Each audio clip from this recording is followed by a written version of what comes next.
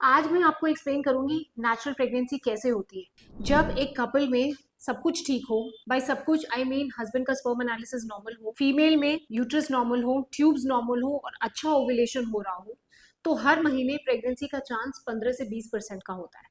Husbands अपने sperms यहाँ deposit करते हैं और शुक्राणु को यहाँ तक ट्रैवल करके ट्यूब्स में जाना होता है, जहाँ पे एग ओवुलेट होके स्पर्म का वेट कर रहा होता है। दूसरी चीज होती है आईयूआई। आईयूआई में हम क्या करते हैं, आईयूआई में हस्बैंड्स अपने स्पर्म यहाँ छोड़ते हैं, उसके बदले हम स्पर्म्स यहाँ तक डाल देते हैं, फिल्टर करके, प्रोसेस करके, अच्छे स्पर्म्स, बेटर स्पर्म्स, थोड़े सा मोटाइल स्पर्म्स को हम लोग इतनी डिस्टेंस कवर करके यहाँ तक डाल देते हैं। इसके बाद स्पर्म की जर्नी हमारे हाथ में नहीं होती है। स्पर्म को खुद जाना है, एग को फर्टिलाइज करना है, एम्ब्रियो बनना है और उसके बाद आके implantation. All this needs to happen अपने आप।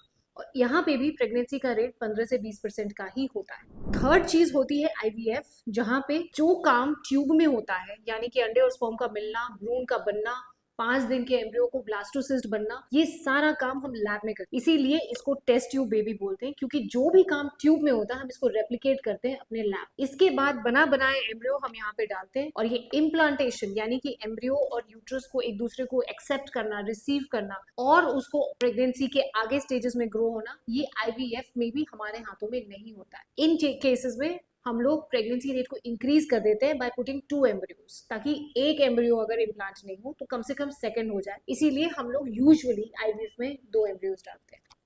Thank you.